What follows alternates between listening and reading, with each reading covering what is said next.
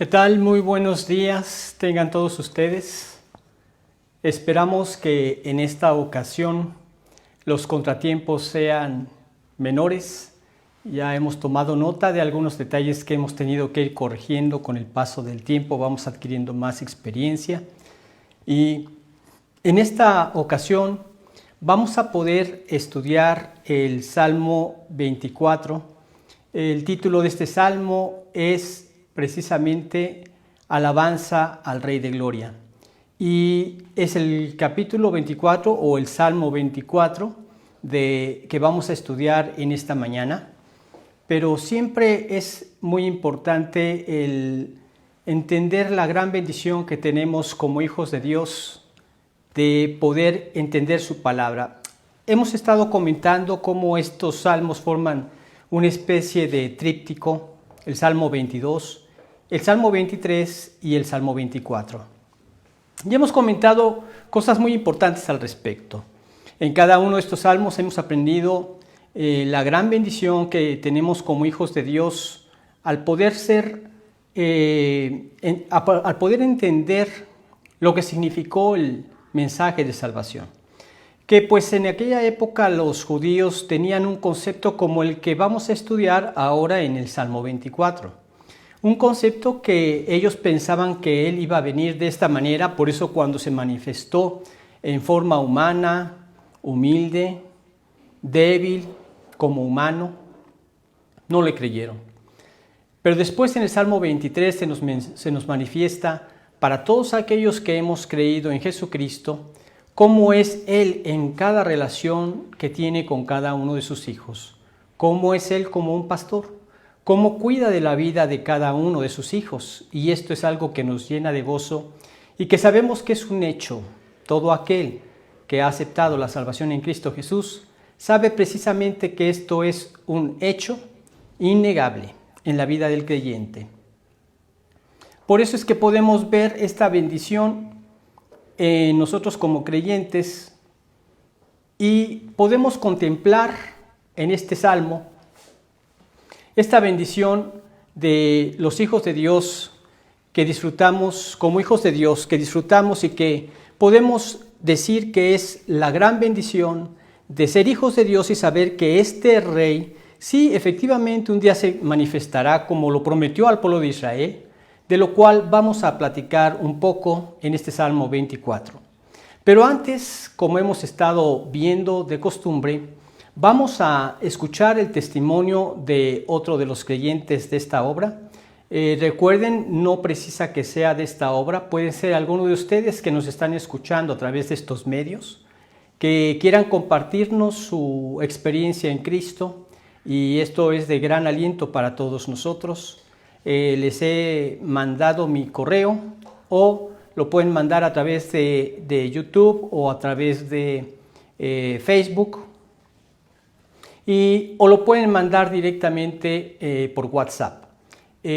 Podemos hacer entonces este compartir las bendiciones de Dios. Cuando yo conozco a una persona que me dice que es creyente, lo entiendo, lo acepto como es, pero cuando yo escucho su testimonio, me identifico plenamente como un hermano. Vamos a escuchar el testimonio de hoy. Hola querida iglesia, ¿cómo están? Mi nombre es Yorgos Fernández y en este momento quiero compartir este tiempo para contarles un poco de mi testimonio. Yo a los 20 años conocí al Señor y todo el tiempo atrás fue una vida muy religiosa en donde pues comúnmente asistíamos a la iglesia, estudié en un colegio religioso, me ofrecieron ser de la congregación a la que asistía a ese colegio y pues eso fue lo que muchas veces me justificó y me llevó a creer que yo tenía el cielo ganado. Entro a la universidad y empiezan a verse las consecuencias aún mayores de esa vida desordenada en la que iba.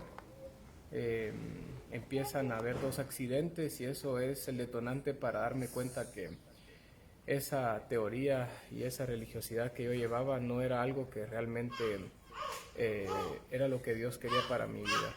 Así que empecé a pedir ayuda, nos invitaron a la iglesia a la que pertenecemos Y cuando llego el primer domingo, pues una persona se acerca y me invita a empezar a estudiar los miércoles la Biblia, perdón. Y ese miércoles, cuando nos reunimos y salimos del restaurante, me explicó claramente el plan de salvación a través de su palabra, y lo primero que yo quería hacer cuando llegué a mi casa era cerrar mis ojos y decirle a Dios que realmente yo estaba arrepentido de mis pecados y que quería que Él fuera el Señor de mi vida, el que dirigiera mi vida, porque yo ya estaba agotado de estarla guiando yo. Eso fue lo que hice, y empezar a ver los cambios que Dios obró en mi vida tan instantáneos. Recuerdo a los 2 días estar en una reunión y poder decir no al alcohol desde ese entonces hasta el día de hoy.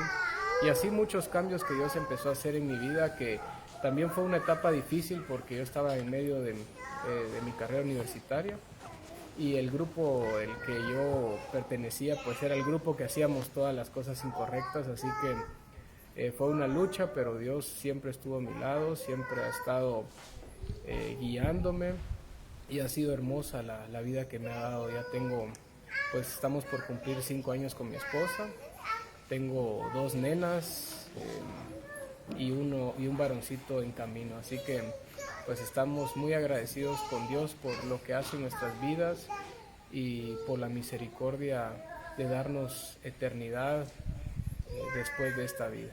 Así que muchas gracias.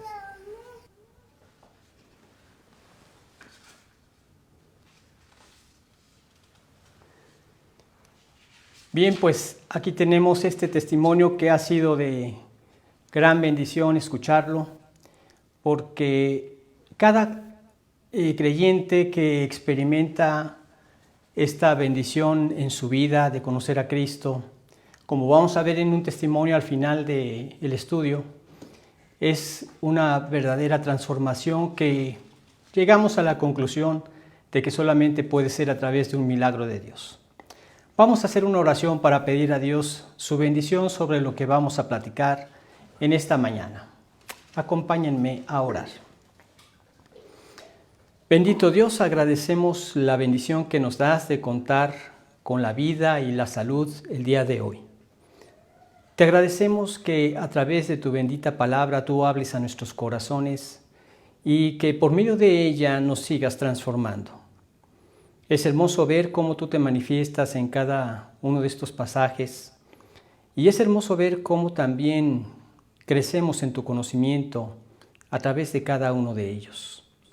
Señor, queremos pedirte que en este Salmo 24 podamos entender la bendición de tenerte como nuestro Rey, y por lo mismo poder elevar nuestros corazones en alabanzas constantes hacia tu persona. Gracias, Dios, por habernos abierto los ojos a tu evangelio, por habernos traído a tu salvación. Y te pedimos por aquellos corazones que de alguna manera van a escuchar este mensaje y todavía no han dado ese paso de rendirte su voluntad. Te rogamos que sigas obrando en su interior y que los conquistes como lo hiciste con nosotros. Te pedimos tu bendición y tu guía, Señor, a través de Cristo Jesús. Amén. Bueno, pues en este salmo, como comentábamos, vamos a estar viendo los aspectos de este Rey de Gloria y cómo se manifiesta. Vamos a darle lectura a este salmo. Dice lo siguiente: de Jehová es la tierra y su plenitud, el mundo y los que en él habitan. Porque él la fundó sobre los mares y la afirmó sobre los ríos. ¿Quién subirá al monte de Jehová? ¿Y quién estará en su lugar santo? El limpio de manos y puro de corazón, el que no ha elevado su alma a cosas vanas ni jurado con engaño. Él recibirá bendición de Jehová y justicia del Dios de salvación. Tal es la generación de los que le buscan, de los que buscan tu rostro, oh Dios de Jacob. Alzado puertas vuestras cabezas, y alzaos vosotras puertas eternas, y entrará el Rey de Gloria. ¿Quién es este Rey de Gloria? Jehová el fuerte y valiente, Jehová el poderoso en batalla. Alzado puertas vuestras cabezas y alzaos vosotras puertas eternas, y entrará el Rey de gloria. ¿Quién es este Rey de gloria? Jehová de los ejércitos, Él es el Rey de la gloria. Bien, este es el salmo donde se manifiesta en ese estado el Señor. Mucho se ha conjeturado acerca de la fecha de este salmo o la ocasión en que fue escrito este salmo. Se ha usado en muchas procesiones de las diferentes que hace el pueblo de Israel, que hacía el pueblo de Israel hacia el templo. Se cree que este fue escrito en relación a lo que fue el traslado del arca de casa de Obed-Edom hacia el templo que había construido el rey.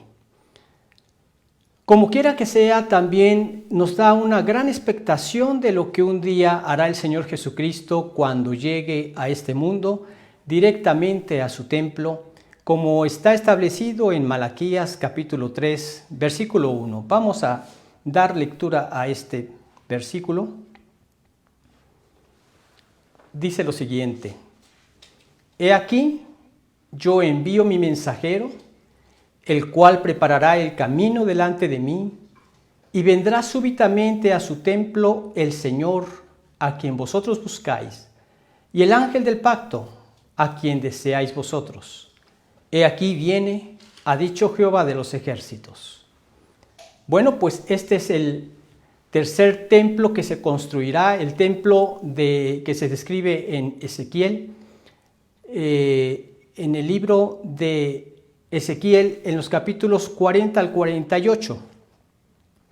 Ese es el templo del reino milenial donde va a estar reinando directamente el Señor Jesucristo.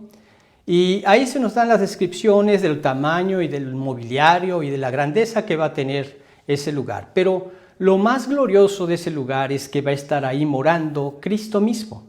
El Cristo ya no en un estado humilde, ya no en un estado humano como la primera vez vino a este mundo, sino ahora con ese cuerpo glorificado, en ese estado glorioso de Rey de Reyes, de Señor de Señores, que siempre ha sido, pero nada más que cuando vino no le reconocieron los suyos.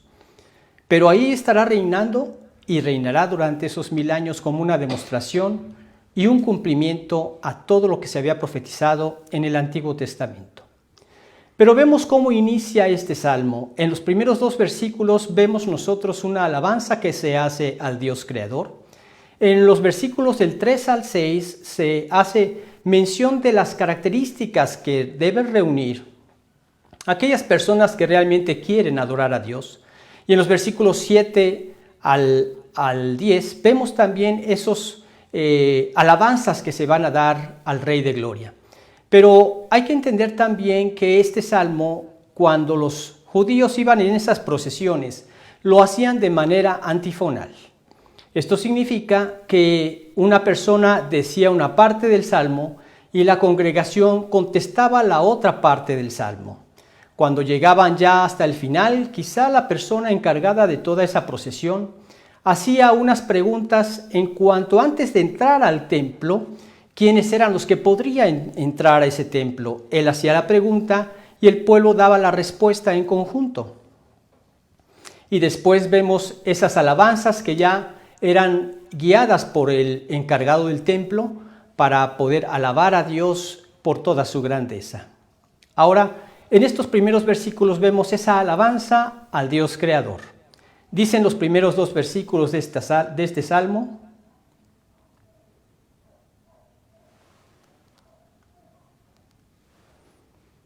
De Jehová es la tierra y su plenitud, el mundo y los que en él habitan, porque él la fundó sobre los mares y la afirmó sobre los ríos.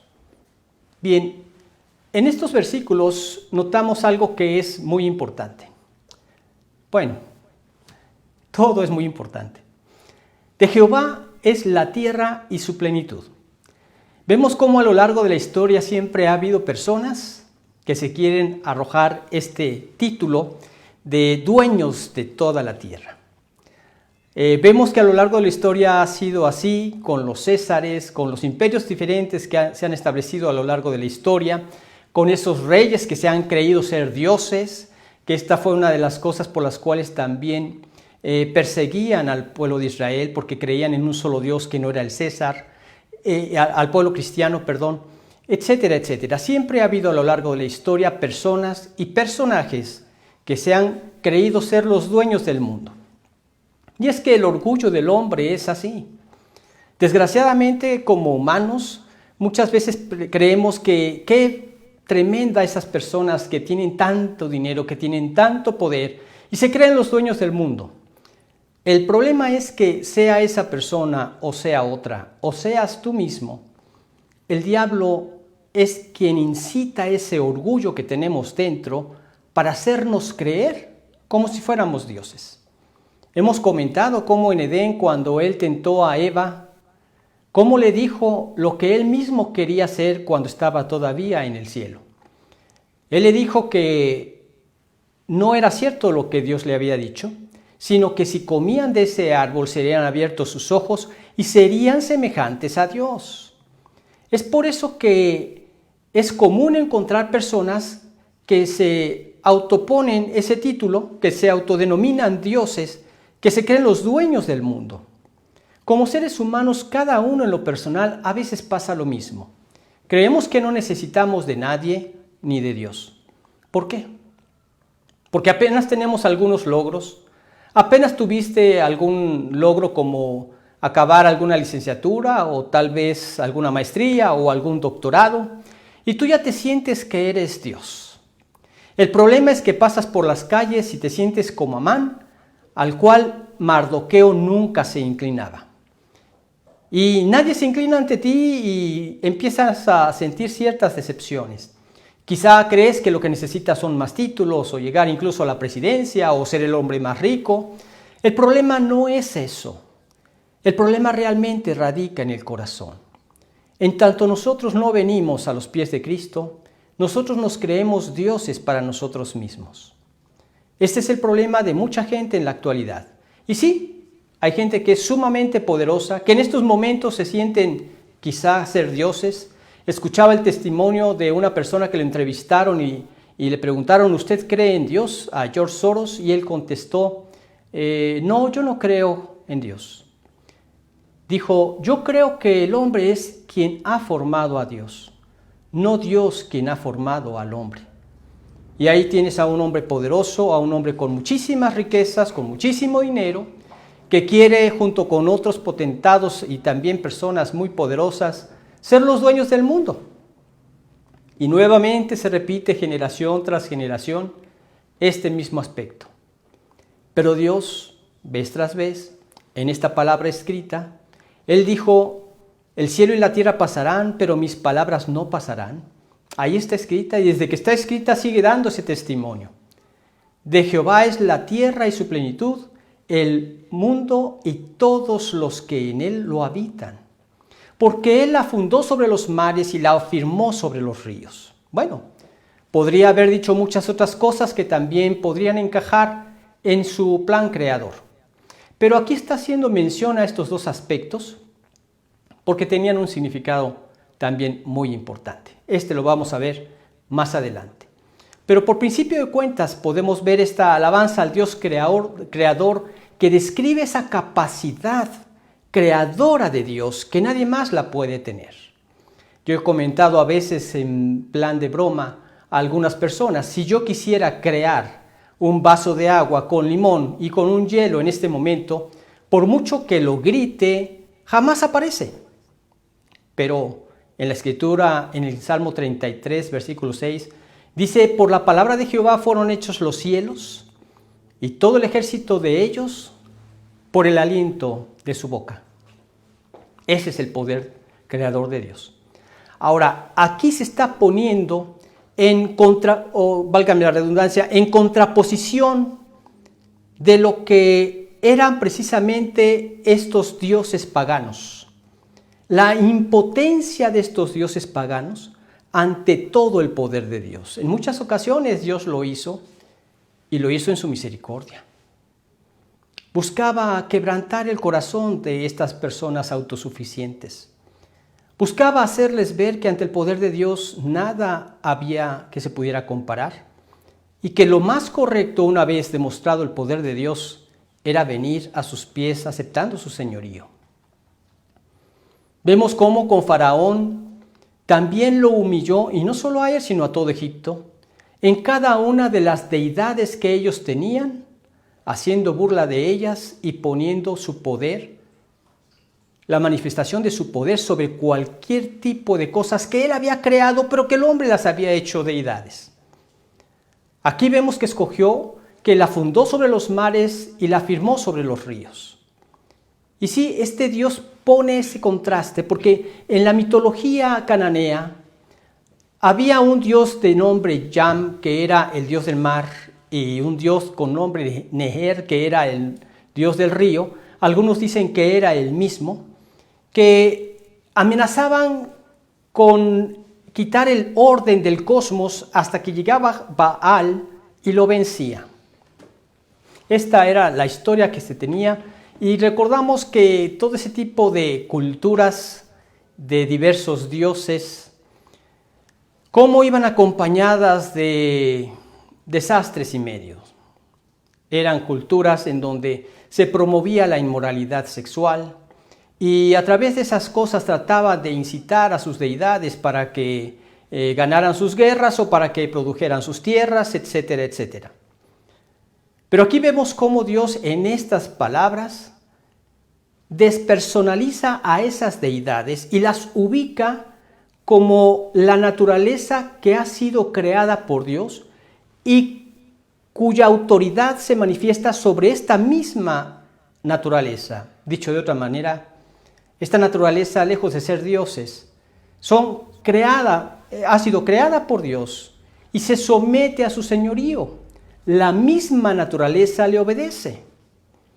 Vemos cuando el Señor Jesucristo vino a la tierra, hizo cosas portentosas, como abrir los ojos a los ciegos, que en esto recreó lo que estaba mal en ese ciego, abrió los oídos de los sordos, la lengua de los mudos, pero no solo eso, también caminó sobre las aguas, también calmó las aguas.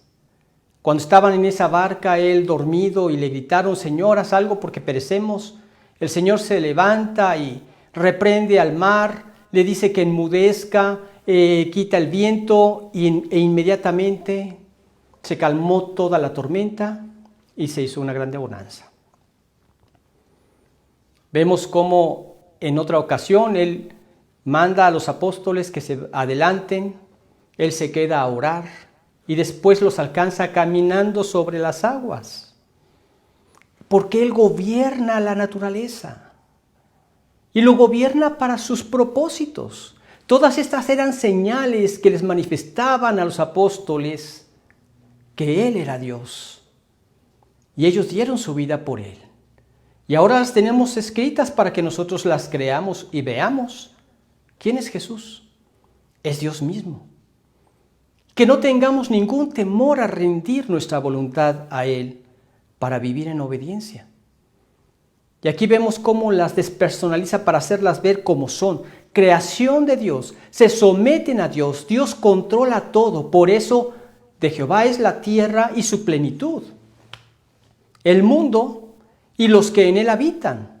Todo le pertenece a él. Y aquí vemos de una manera muy clara la soberanía de Dios. Soberanía de Dios sobre la naturaleza, pero también sobre la soberanía de Dios sobre toda su creación. Los animales, las aves, la vegetación, los seres humanos, las aguas, sobre todo. Él es el Dios creador y Él es el Dios soberano. De la nada hizo el planeta, de la nada separó las aguas de las aguas y separó lo seco de lo húmedo, y Él creó a los animales, creó las estrellas, creó el sol, la luna. Él es el Dios creador. Todo le pertenece a Él. Y Él es soberano sobre todas las cosas. Es importante poner esto como preámbulo en este salmo, porque trataban de llegar a adorar y alabar a este Dios, pero tenían que entender claramente a quién iban a adorar. Dicho sea de paso, como hijos de Dios, también nosotros debemos orar y antes de empezar con nuestras súplicas, tenemos que guardar un espacio para meditar con quién estamos hablando. ¿A quién le vamos a pedir? ¿Quién es este Dios? ¿Qué es lo que hizo? ¿Qué enorme es su grandeza? Para después enfocarnos con toda humildad a hacer nuestras súplicas. Sí, yo estoy muy en contra de aquellos que llegan y dicen y le claman a Dios y le gritan como si fuera Dios su siervo o una especie de lámpara de Aladino o no sé qué cosa pensarán. A Dios hay que venir con toda reverencia y con toda súplica. Y entonces vemos que este es el preámbulo, porque después de esto entonces nos menciona una serie de versículos del 3 al 6, donde nos habla de las características que deben tener los verdaderos adoradores. Sí, hay mucha gente que lo reconoce como Dios, hay mucha gente que incluso quiere adorar a Dios, pero no encaja en este marco que alaba a Dios, cuyas palabras son agradables a sus oídos y cuya respuesta no se demora. Vamos a leer estos versículos del 3 al 6. Dice, ¿quién subirá al monte de Jehová? ¿Y quién estará en su lugar santo? El limpio de manos y puro de corazón, el que no ha elevado su alma a cosas vanas, ni jurado con engaño. Él recibirá bendición de Jehová y justicia del Dios de salvación. Tal es la generación de los que le buscan, de los que buscan tu rostro, oh Dios de Jacob. Bien, pues en estos versículos vemos estas características que se nos describen de los verdaderos adoradores. Esto era algo que el pueblo de Israel hacía en algunas ocasiones especiales de subir al templo. Tenían que entender quién era este Dios al cual iban a adorar y por eso vemos estos dos versículos primeramente, que no tenían nada que ver con las diferentes deidades de los pueblos que los rodeaban, que precisamente Dios les había dicho que no se relacionaran con ellos para que no fueran desviados de la verdad. Este era el propósito de Dios, que se mantuvieran como un pueblo suyo, santo, sin contaminación, que si ellos se mezclaban con las hijas de los otros pueblos, precisamente esto iba a traer el desvío de la verdad de Dios y la mezcla con toda esa idolatría pagana que vivían esas otras naciones. Por eso tenían que vivir en comunión con Dios. Y aquí el subir hacia el monte de Dios era subir hacia el templo, donde estaba el templo. Era un lugar especial que Dios había designado a David, que era el lugar que tenía que ser abocado a la edificación del templo. Leemos en Deuteronomio capítulo 12, versículos 13 y 14, que no podían adorar en cualquier lugar. Cuídate de no ofrecer tus holocaustos en cualquier lugar que vieres, sino en el lugar que Jehová escogiere en una de tus tribus, allí ofrecerás tus holocaustos y allí harás todo lo que yo te mando. Por eso no podían adorar en otro lugar, tenía que ser ahí, en el templo, en el monte del templo, donde había sido designado por Dios el lugar para efectuar sus sacrificios, para acercarse a Dios, para tener comunión con Dios. Este templo significaba que iban a llegar a adorar a Dios reconociendo el poder divino, reconociendo los puntos anteriores. Él había sido el creador, Él era quien gobernaba sobre sus vidas y quien gobernaba sobre su nación. Que finalmente Él iba a llevar a cabo todo lo que había prometido a Abraham, a Isaac, a Jacob, a todo el pueblo de Israel. Y este es el Dios que se tenían que concentrar, que iban a adorar. Y ahí se acercaban reconociéndolo como el Dios Todopoderoso. Y al reconocer todo esto también entendían su humildad, entendían su dependencia de Dios, entendían su necesidad de tener comunión con Dios el mayor tiempo posible. La comunión con Dios ha sido algo muy importante. El hombre perdió su comunión con Dios en Edén cuando pecó contra él.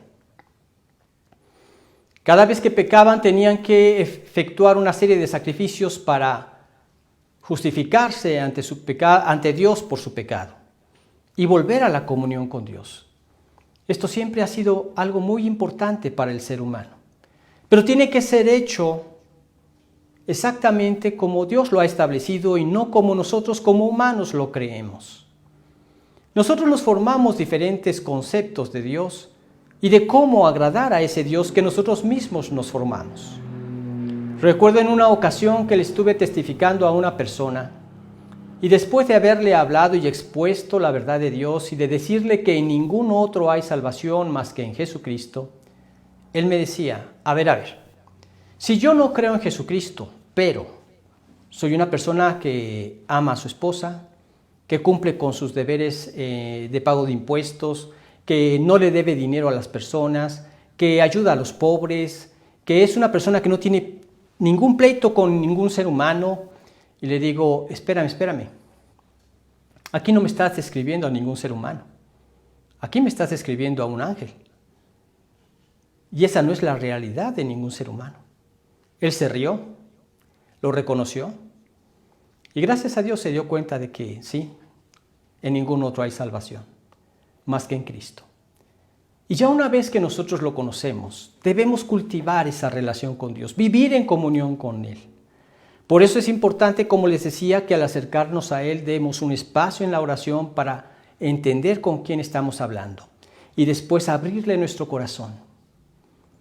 En aquellos puntos de su palabra que hemos fallado, pedirle su poder para que nos dé victoria porque queremos hacer su voluntad. Día con día manifestamos ese hecho. Mi voluntad está rendida a ti, Señor. Sé que muchas cosas me cuestan trabajo. No están en mi naturaleza. Él lo sabe. Por eso ha puesto su naturaleza en mi corazón, su Santo Espíritu. Y cada petición que le hago es en ese reconocimiento que es a través del poder de su Espíritu quien Él logra esas victorias en mi vida. Por eso, toda la gloria se la damos al Rey de Gloria. Él es el único que merece toda la gloria. Todo depende de Él. Y vemos entonces que describe algunas de las características esenciales para acercarnos a Él. Dice, ¿quién es el que se acercará? ¿Quién subirá al monte santo? ¿Quién subirá al monte de Jehová? ¿Quién estará en el lugar santo? El limpio de manos y puro de corazón, el que no ha elevado su alma a cosas vanas, ni jurado con engaño. Pues entonces en ese caso quizá tú dirás, todos nos encontramos descalificados para eso. ¿Sí? Pero hay algo que debes saber. Cuando tú rindes tu voluntad a Cristo y aceptas su salvación, reconociéndote pecador, y que efectivamente en ti no hay nada para poderte acercar a Él. No tenemos la capacidad de hacerlo. Estamos llenos de pecados que necesitamos urgentemente, como aquel publicano en el templo, elevar nuestras manos al cielo y decirle, Señor, sé propicio a mi pecador. Cuando Él nos da la salvación por medio de Cristo, pone su Santo Espíritu en nosotros y nos capacita para ser sus verdaderos adoradores. Dice, el limpio de manos. ¿Qué significa esto? El limpio de manos es aquel que obedece, es aquel que quiere hacer la voluntad de Dios y es fiel en esa voluntad del Señor. Él quiere ser una persona obediente. Ahora, esto depende también de nosotros. Tú puedes ser obediente o desobediente a cada uno de sus mandatos. Pero lo que caracteriza tu nueva vida después de que aceptaste a Cristo es precisamente tu deseo de honrarlo a través de la obediencia, cuando viviste toda una vida deshonrándolo a través de tu rebelión. Y por eso un limpio de manos es alguien que dice: Señor, aunque yo sé que no soy perfecto ni puedo cumplir esas demandas infinitamente perfectas tuyas, pero en mi corazón está el deseo de hacer tu voluntad. En el poder de tu Espíritu, suple en Cristo lo que me haga falta, pero mi deseo es hacer tu voluntad. Guíame a hacerlo en mi comportamiento con mi esposa. Guíame a hacerlo en mi comportamiento con mis hijos. A dar mi tiempo, a platicar con ellos, a poderlos alentar, instruir, guiar. Y estas son las cosas que se suceden en los pequeños momentos de la vida. Recuerdo en esta semana haber visto a mi nieto cómo entraba en crisis y lo llamé. Él, quejumbroso, lloriqueando, se acerca conmigo, lo siento en mis piernas y le empiezo a decir que Dios estableció ciertas autoridades para que haya orden. Y me encantaba ver sus ojitos que no me desprendían la vista, escuchando la enseñanza bíblica que le quería dar para que él pudiera cambiar su actitud. Son momentos que tenemos que dar. Es vida la que tenemos que dar. Pero en esos momentos tú te gozas al ver cómo Dios está obrando en esos corazones y guiándolos, para guiarlos a los pies de Cristo. Ese es el propósito. Eso pretendía en la vida de mis hijos. La tarea más importante que puede tener un padre es precisamente guiar a sus hijos a los pies de Cristo. Y en esa tarea no podemos desmayar. No podemos tirar la toalla. Día con día, en oración al Señor, hasta que esto sea un hecho en sus corazones, su gloriosa salvación. Recordemos que son flechas que Dios nos ha encomendado para dar en el blanco de su salvación. He aquí, herencia de Jehová son los hijos, cosa de estima el fruto del vientre. Como saetas en mano del valiente, así son los hijos habidos en la juventud. Bienaventurado el hombre que llenó su aljaba de ellos. No será avergonzado cuando hablare con los enemigos en la puerta, dice el Señor.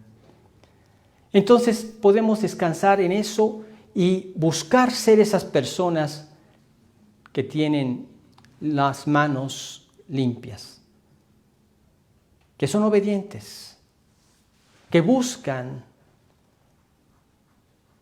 hacer fielmente la voluntad de Dios. Y esa está escrita en la Biblia. ¿Qué es hacer fielmente la voluntad de Dios? Lo podría explicar a través de un pasaje que encontramos en la Biblia, en Primera de Samuel.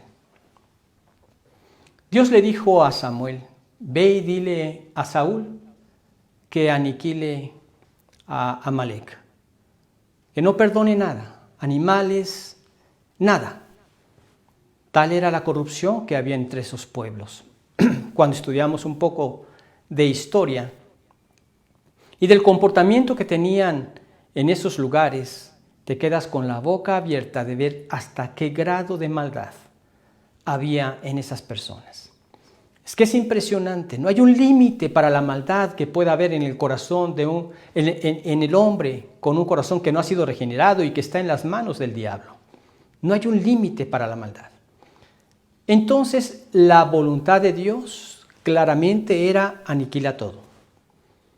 Cuando Samuel llega al encuentro con Saúl, Saúl le dice: hombre de Dios, he cumplido la palabra de Jehová. Y él le dice: ¿y qué bramido de vacas y balido de ovejas es este que yo oigo con mis oídos? ¿Qué no te dije exactamente lo que había que hacer? Pero es que estos los guardamos para el sacrificio de Dios. Y Samuel le contesta, ¿se complace Jehová tanto en los holocaustos y víctimas como en que se obedezca a las palabras de Jehová? Ciertamente el obedecer es mejor que los sacrificios y el prestar atención que la grosura de los carneros. Porque como pecado de adivinación es la rebelión, y como ídolos e idolatría la obstinación.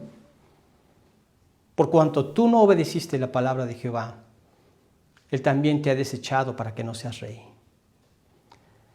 Eso le costó a Saúl. Para darnos a entender que a ti también te puede costar mucho el no llevar a cabo fielmente la voluntad del Señor. Si hay algo que todavía no lo llevas a cabo con esa fidelidad, no dejes de pedírselo a Dios hasta que sea una victoria en tu vida que lo glorifique. Limpio de manos y puro de corazón. Esta es otra característica. ¿Y quiénes son los puros de corazón? Bueno, aquí hace referencia a los que actúan conforme a los principios correctos que están escritos en su bendita palabra. Son las personas que buscan el camino de santidad. Y es que así es Dios. Leemos en 1 de Pedro 1, 15 y 16, que dice, sino como aquel que os llamó es santo, sed también vosotros santos en toda vuestra manera de vivir. Porque escrito está, sed santos porque yo soy santo. Así es como agradamos a Dios. Pero especialmente en este corazón no hay una doblez de espíritu. No hay una intención de querer agradar a Dios para sacar provecho de Dios. No hay una intención oscura que trata de tenderle una trampa a Dios para que Él pueda llevar a cabo todos mis propósitos egoístas. Y luego nos asombramos porque Dios no responde a nuestras oraciones. Nos sentimos tan sagaces como que podemos engañar a Dios. Y esto es imposible. En Santiago capítulo 4, de los versículos 12 en adelante, dice, codiciáis y no tenéis, matáis y ardéis de envidia y no podéis alcanzar. Combatís y lucháis, pero no tenéis lo que deseáis porque no pedís. Luego dice, pedís y no recibís porque pedís mal para gastar en vuestros deleites. Muchas personas se encuentran en un conflicto ante estas palabras y no entienden entonces de qué se trata venir a Cristo. Venir a Cristo significa que todos mis planes, propósitos y anhelos de la vida ahora son los suyos. Pero encuentro que esto es el verdadero sentido en la vida. Yo busco honrar a Dios a través de amar a mi esposa y tengo que estar constantemente examinándome cómo voy en ese camino, porque quiero hacer la voluntad de Dios. Quiero ser recto con esto, quiero ser recto con mi relación con el prójimo, quiero mostrar el amor de Dios en todo lo posible porque quiero honrarlo a Él. Claro que al andar en este camino, también eres grandemente bendecido por Dios. Pero primero es el camino de obediencia y el deseo sincero, no con una doblez en el corazón, sino con un corazón puro. Realmente quiero hacer tu voluntad, realmente quiero honrarte. Que entonces, como consecuencia, vemos que atrás de cada mandamiento estaba la bendición de Dios para tu vida. Puro de corazón. El limpio de manos y puro de corazón. Aquel que su alma no ha elevado a cosas vanas. Aquí, en varios versículos de la Biblia, encontramos que esas cosas vanas hacen referencia precisamente a la vanidad de los ídolos. Muchas personas elevaban sus corazones al ejército de los cielos, adoraban a otros dioses y solamente ellos se engañaban a sí mismos porque eran cosas vanas. No son dioses. En la Escritura vemos vez tras vez que el Señor hace referencia a esto en diferentes pasajes de la Escritura. Dice, por ejemplo, en el Salmo 139, tienen boca y no hablan, tienen ojos y no ven, tienen orejas y no oyen, tampoco hay aliento en sus bocas. Semejantes a ellos son los que los hacen y todos los que en ellos confían. En Jeremías encontramos otro pasaje también, donde nos dice que los ídolos de las naciones son plata y oro, obras de manos de hombres. Tienen ojos y no ven, tienen orejas y no hablan, tienen oídos y no oyen. Repite las mismas palabras o palabras semejantes. Las costumbres de los pueblos son vanidad, obras de manos de hombres. Toman un leño y con ello hacen una figura y se inclinan a esto. Luego agarran lo que resta y lo queman en el fuego. Qué absurdos son en creer en esas creaciones humanas. Y vez tras vez hace reprensiones sobre el pueblo de Israel para hacerles ver que no pueden adorar cosas. Sean imágenes de animales, sean imágenes de seres humanos, sean imágenes de lo que sea. De hecho, al pueblo de Israel les dijo en Éxodo 20 el expreso mandamiento: no te harás imagen ni ninguna semejanza de lo que esté arriba en el cielo, ni abajo en la tierra, ni en las aguas debajo de la tierra. No te inclinarás a ellas ni las honrarás, porque Él es un Dios fuerte, celoso. Él no quería que cayéramos en esos engaños, sino que creyéramos en el Dios verdadero. Ese Dios verdadero no quiere que se eleve tu corazón a cosas vanas, sino que tu corazón sea fiel a Él. Crea en Él por lo que ha dejado escrito en su palabra.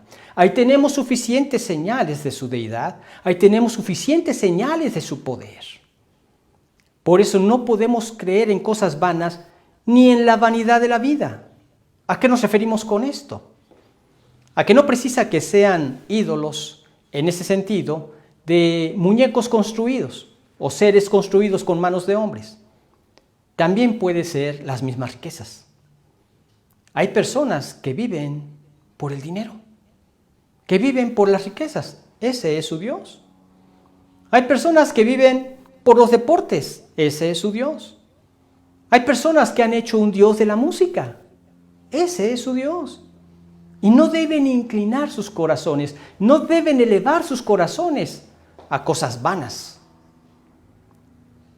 Debemos vez tras vez examinar nuestra vida para estar adorando únicamente al Dios verdadero. Él es el único que puede dar el lugar correcto a todas las demás cosas. Y el lugar correcto es primero Dios en tu vida. Con eso que vas a hacer, ¿vas a honrarlo? Hazlo. ¿No lo vas a honrar? Abstente de hacerlo. Si pues coméis o bebéis o hacéis otra cosa, hacedlo todo para la gloria de Dios. No seáis tropiezo ni a judíos, ni a gentiles, ni a la iglesia de Dios, como también yo en todas las cosas agrado a todos, no procurando mi propio beneficio, sino el de muchos para que sean salvos. Dice Pablo en 1 Corintios 10, 31 al 33. Entonces, este hecho de no elevar nuestros corazones a cosas vanas es darle el primer lugar a Dios, después mi esposa y mis hijos, después mi trabajo, después mis hobbies, mis amigos, etc. Pero guarda este orden: Dios, esposa, hijos, trabajo y luego todo lo demás. Pero en todo, para honrar a Dios. No ha elevado su corazón a cosas vanas, ni jurado con engaño. En esto también está implícito algo del punto anterior. Implica que no iban a jurar ante falsos ídolos, ni tampoco hacerlo con falsedad, sino ellos tenían que hacer todas las cosas en relación a Dios y en orden a Dios.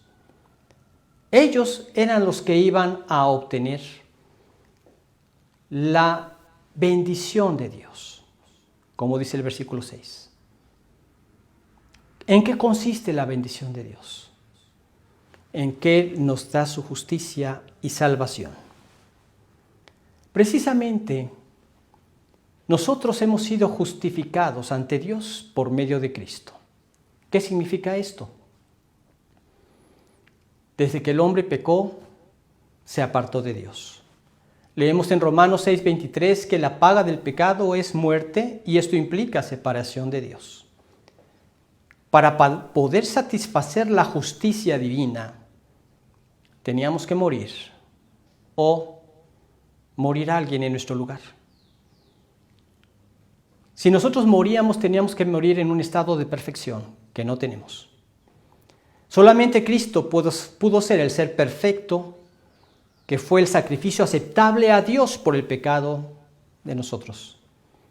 Cuando aceptamos su salvación en Cristo Jesús, cuando rindes tu voluntad y aceptas su perdón por medio de la sangre derramada en la cruz.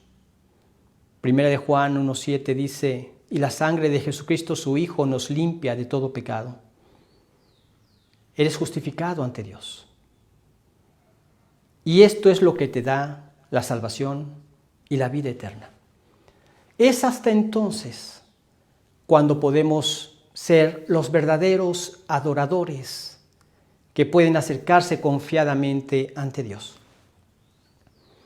Leemos en Hebreos 4 que dice, acerquémonos pues confiadamente al trono de la gracia para alcanzar misericordia y hallar gracia para el oportuno socorro.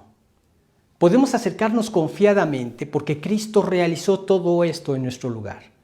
Cuando yo he aceptado ese pago, cuando le he rendido mi voluntad para ahora hacer la suya, ha puesto su espíritu en mí, entonces Él me capacita para ser una persona limpio de manos, puro de corazón, que no elevo mi corazón a cosas vanas, ni juro con engaño, porque ya he aceptado la salvación que me ha dado en Cristo Jesús, y en Él tengo el poder para llevar a cabo todas estas cosas.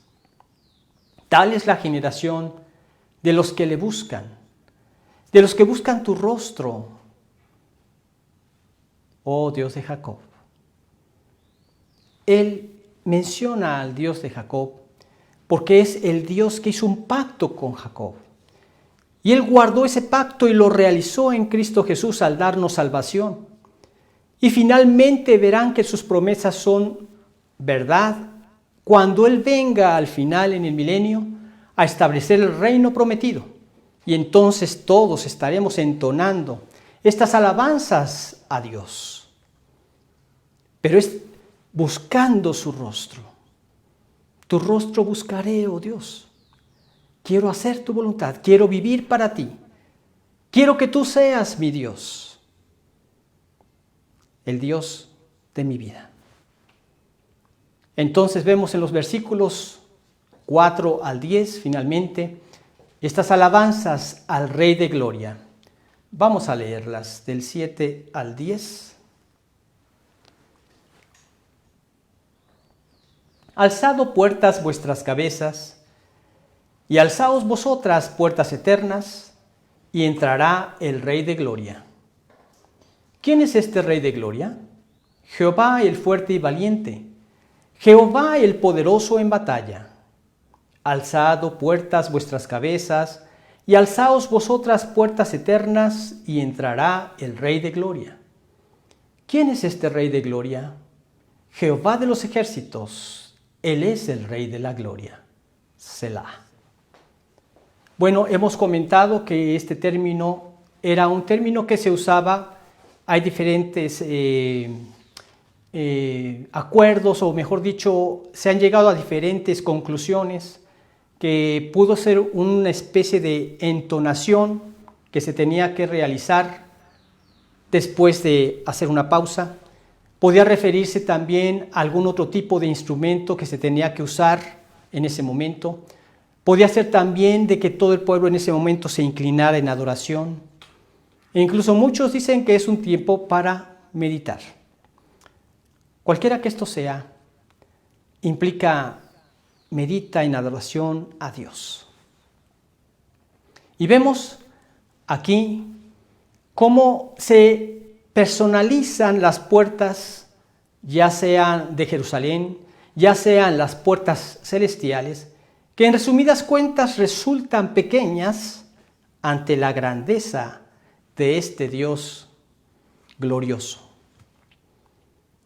Vemos a este rey como un guerrero valeroso y triunfante ante la conquista de Canaán sobre todos los pueblos y sobre todos sus dioses. que es un Dios que manifestó su poder al cumplir lo que había prometido al pueblo de Israel. Y un día verán el completo cumplimiento de esto cuando el Señor Jesucristo venga a reinar a la tierra. Vendrá primero por su iglesia. 1 de Tesalonicenses 4, 13 al 18, 1 de Corintios 15, 51 y 52. Y después se desatarán los 7 años de tribulación en esta tierra, y luego vendrá a establecer su reino en la tierra. Y finalmente destruirá a todos sus enemigos y entrarán todos los que aceptaron su salvación y su señorío a poblar la tierra durante 1000 años. Hay versículos donde se nos describe que los hombres tendrán la edad semejante a la de un árbol. Hay árboles que viven poco menos de 1000 años, otros viven más de 1000 años, pero como se habla de un milenio, es una referencia a esa cantidad de años que se van a vivir. Y Él estará reinando en todo el territorio que Él había prometido a Israel, con todo el pueblo de Israel, y reinando en todo el mundo, a todas las naciones, como también lo había prometido a través de sus profetas. Esto tendrá literal cumplimiento. Muchos dicen, es que Él quiere reinar en nuestros corazones, y a eso se refiere. No, sí quiere reinar en nuestros corazones, pero estos versículos no se refieren a eso. Se refieren también a un reino literal que tendrá aquí en la tierra durante 1000 años. Y así es como lo han esperado los judíos. Y cuando Él se manifieste de esta manera, todos los judíos que estén vivos en ese momento lo verán como lo esperaban. Y ahí será la conversión de toda la nación de Israel, como está prometido en el Antiguo Testamento. Y entrarán a poblar la tierra durante 1000 años. Todas las promesas de Dios tienen cumplimiento. Y este guerrero poderoso dará cumplimiento a todas estas cosas. Porque dice, el cielo y la tierra pasarán, en Mateo 5, 18 o 20.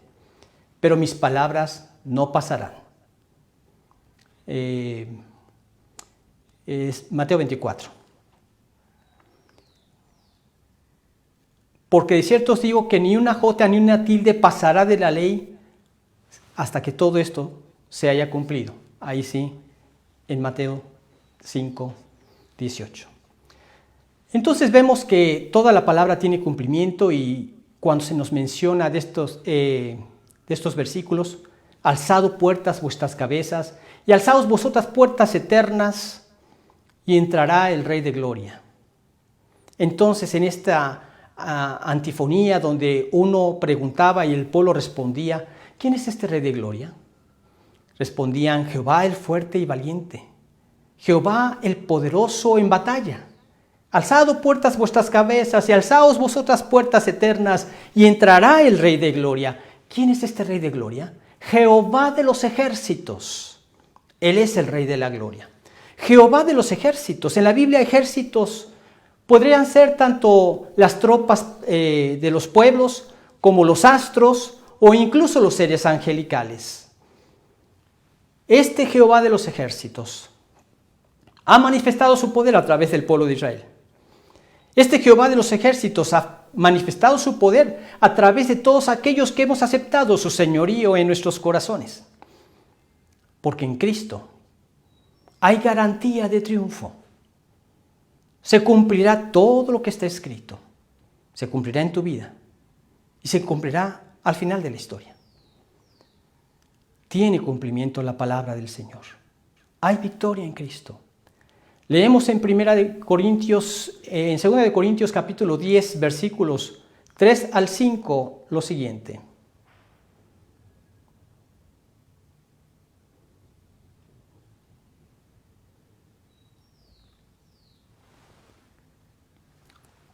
Pues aunque andamos en la carne, no militamos según la carne, porque las armas de nuestra milicia no son carnales, sino poderosas en Dios para la destrucción de fortalezas, derribando argumentos y toda altivez que se levanta contra el conocimiento de Dios, y llevando cautivo todo pensamiento a la obediencia a Cristo.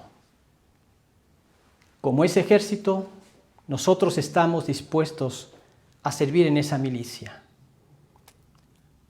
Tenemos victoria en Cristo. Mas gracias sean dadas a Dios, que nos da la victoria por medio de nuestro Señor Jesucristo. Dice en 1 Corintios 15:57. Sí, la vida cristiana no fue planeada que la llevaras a cabo en tus fuerzas. Es poder de Dios. Cada victoria, poder de Dios. Por eso alabamos al Señor. Por eso alabamos al Rey de Gloria. Él es el único digno de recibir toda la gloria, la honra y el poder por los siglos de los siglos. Leemos constantemente en Apocalipsis. Porque Él es el único digno de toda gloria. El Rey viene y desea encontrarse a un pueblo que viva en santidad, que viva en comunión con Él y que afirme su justicia. Aprovecha cada oportunidad que tienes para compartirlo con los que te rodean. Comparte este mensaje, quizá tus contactos, amigos, pudieran escucharlo y querer venir a los pies de Cristo. Dios todo lo está usando para traer a las almas a su salvación. Había un hombre llamado Griffith Thomas. Este hombre contaba frecuentemente la historia de un hombre de color. Era un borracho empedernido. Mucha gente había luchado para tratarlo de ayudar y que abandonara ese terrible vicio. Él había hecho muchos esfuerzos para tratar también de salir de ese vicio por él mismo, pero en todo había fracasado. Finalmente hubo una persona que le habló de este evangelio de Jesucristo. Sus ojos divinamente fueron abiertos para escucharlo con toda atención y aceptar esa salvación en Cristo Jesús. Entonces rindió su voluntad a Él. Y fue en el poder de Cristo que él pudo ser liberado finalmente de este terrible vicio. Un día se lo encuentra un amigo y le dice: «Hey, Moisés, por ahí oí que finalmente ya pudiste deshacerte de ese terrible demonio». Y entonces él le contesta: «No fue literalmente así, sino más bien que ahora tengo un amo que tiene poder sobre ese terrible demonio y sobre cualquier otro, porque a él y de él son todas las cosas. Y él tiene poder sobre todas las cosas y tuvo poder para librarme de ese terrible vicio». ¿Sí? De Jehová es la tierra y su plenitud, el mundo y los que en él habitan. Vamos a orar. Padre bendito, te alabamos por tu bendita palabra. Te alabamos por las hermosas enseñanzas que nos diste el día de hoy a través de este hermoso salmo. Que vemos cómo en el Salmo 22 te manifestaste humilde, despreciado, despojado, martirizado por nuestros pecados. Pero tú resucitaste, Señor, y ahora en cada uno de tus hijos, en cada uno de los corazones que se han rendido a ti, tú eres el que los guía, el que los conduce como un buen pastor. Aún en lugares de tremendo conflicto y valles de sombra de muerte, nunca nos desamparas. Aderezas comida en presencia de nuestros angustiadores. Nos has puesto tu Santo Espíritu, nos has ungido con él, y a través de tu poder guías nuestras vidas. Y ahora, Señor, vemos que se llevará a cabo ese hermoso cumplimiento, que tú quieres que mientras esto suceda nos mantengamos en comunión contigo, viviendo dignamente, confiados en el poder de tu Espíritu para llevarnos a ser limpios de manos, puros de corazón, no adorar cosas vanas y no jurar con engaño. Gracias, Dios, porque hemos contado con tu hermosa bendición al darnos tu justicia y tu salvación. Gracias, Dios, por permitirnos ser de esa generación de los que te buscan, de los que han buscado tu rostro. Así es que, Señor, también te hemos abierto las puertas de nuestros corazones para que entres a reinar en ellos y guíanos en tu sabiduría para también compartirte con otros para que también dejen que este Rey de Gloria, tú mismo, Señor, puedas morar en ellos a través de tu Santo Espíritu. Te rogamos también, Señor, que ante esta pandemia nos permitas alentar a esos corazones que ya han perdido a sus familiares. Que nos permitas también invitar a estos corazones a que vengan a tu conocimiento, a que te conozcan a ti, Señor, el único Dios verdadero, a quien pertenecen todas las cosas, y que puedan hacerte el Señor de sus vidas. Guárdanos, Señor, líbranos de todo contagio. Queremos pedirte por la salud de cada uno de nosotros para poder dedicarla a tu servicio, Señor. Y todo esto te lo pedimos por los méritos que Cristo logró por nosotros en la cruz. En su bendito nombre. Amén. Muy bien, pues que Dios los bendiga, que tengan un excelente domingo. Y primero Dios, nos vemos el próximo domingo para estudiar el Salmo siguiente, que es el Salmo 25. Un fuerte abrazo a todos y que el Señor los bendiga grandemente.